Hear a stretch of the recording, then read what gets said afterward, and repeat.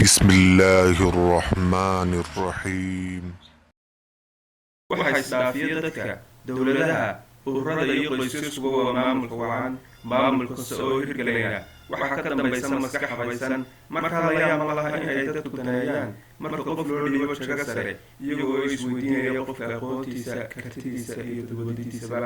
haddaba waa maxay sifooyinka laga rabo maamulaha wanaagsani waxaa la sheegay sifooyin badan waxaase lama huraan ah 3 sifo oo aasaas u ah ku guuleysiga maamulka bulshada iyo mashaariicda kala duwan waana kuwan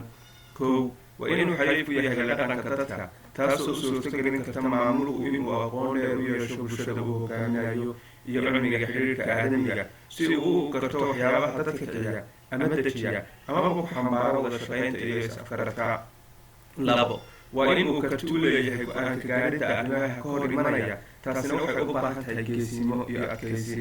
saddex waa inuu u gudbin karo fikradihiisa iyo talooyinkiisa dadka kale kuna qancin karo taasoo ah inuu xiriir adag la samaysto dadka arrimuhu khuseeyaan. qofkii laga helo sifooyinkaas wuu ku guulaysan karaa maamulka bulshada waxaana hubaal ah ninka hoggaanka qabtay isagoon shuruudaha ama qaar ka mid ah lahayni in ay ka muuqan doonaan galdaloolo fursad u siinaya dadka tartanka kula jirayay in ay ku ceebeeyaan si fududna u foociyaan. haddii taariikhda dib loo raaco waxaa laga heli karaa hogaamiyeyaal badan oo ku hungoobay in ay ku guulaystaan maamulka bulshada waxaana sabab looga dhigay dhammaantood ama badankood ka maqnaanshaha shuruudaha saddexda ah qaarkood taasoo ah in aanu maamulaha fashilmay xariif u ahayn xiriirka aadamiga ama aanu go-aan adag gaadhi karin fikradihiisana u gudbin karin dadka kale. haddaba kitaabkani wuxuu gacanka u siinayaa sidaad u barbaarin lahayd kartidaada hogaaminta dadka sidaad ugu gudbin lahayd fikradahaaga iyo sidaad u daaweyn lahayd boogahaaga una aawdi lahayd kaldaloolooyinkooda iyo sidaad isaga moosi lahayd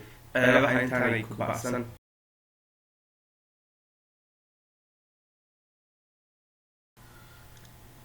shaki kuma jiro inaad jeceshahay inaad darajo sare gaadhid laakiin waa maxay waxaa kugu xambaaraya inaad u halgantid ku guulaysiga jago sare. waxaa dadka ku xambaara halgankaasi way fara badan yihiin waxaase u badan 3 shay oo kale ah maal magac iyo awood.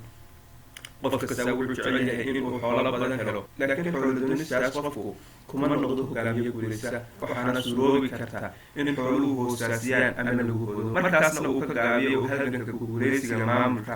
waxaa kale oo qofka ku xambaari kara shaqada inuu magac iyo maamuus ku yeesho bulshada uu ku dhex nool yahay. dad badan baa u halgamo magacdoon waxaana la arkaa in ay ogolaadaan in ay qabtaan jagooyin aanay u qalmeyn si ay magac ugu helaan. dadka noocaas ah dhaqso ayay u dhacaan dibna uma soo kacaan. haddiise qofku u halgamayo awood uu ku fulinayo mabda'a ama wax ka qabashada dhibaato jirta ama hirgelin mashruuc iyo wax kasta oo ujeedo aadani ku jirto dadkuna ka garaabi karo inuu yahay arrin istaahisho halgan midaas ayaa ah jidka guusha ku gaadhsiisa. taas ayaana loo baahan yahay in maamulaha toosin u jihaado wax kastaba ha noqoto ujeedada leh maal magac iyo awood. waxaa waajiba inaad naftaada taqaanid inta kartideedu leetahay inta adkaysigaagu yahay marka la fiiriyo dhibaatooyinkaaga gudban ujeedada aad u socotid adiga keliya ayaa ogaan kara kartidaada iyo tamartaada hadba hawsha ku hor istaagta sidaad ugu adkaysan lahayd.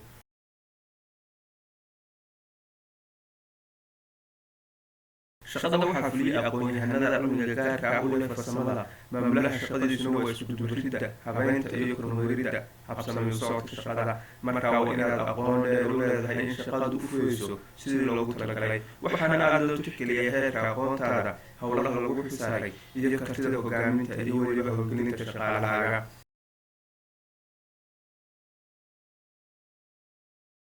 sida la ogyahay cilmiga iyo farsamada waxaa laga bartaa dugsiyada iyo jaamacadaha laakiin jaamacaddu kuma barayso maamulka toosan iyo sidaad u noqon lahayd hogaamiye guulaysa. fankan waxaad ka baran kartaa la dhaqanka dadka iyo howlmaalmeedka joogtada ah. maalin kasta waxaad heli kartaa waqti aad uga faa'iidaysato kordhinta kartidaada hogaaminta iyo aqoonta maamulka.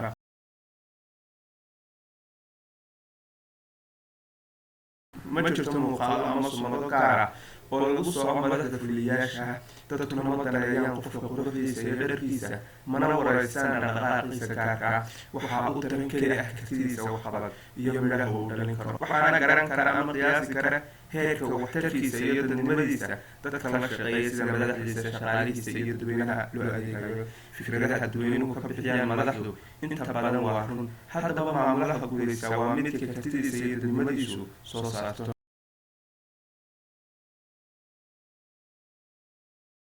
marka qof loo dhiibo shaqo cusub haddii uu fariid yahay wuxuu samaysaa la taliyayaal karti iyo aqoon u leh howlaha loo xilsaaray maxaa yeelay hogaamiyaha waxgaradka ahi wuxuu og yahay in aanu wax walba aqoon-yahan ku ahayn markaa waa inuu samaysto gargaarayaal kaba oo ka caawiya dadalwadiisa fashilaada keeni kara waxaa jirta xigmad tiraahda kartida iyo ragnimada hogaamiyaha fiicani waa gargaarayaashiisa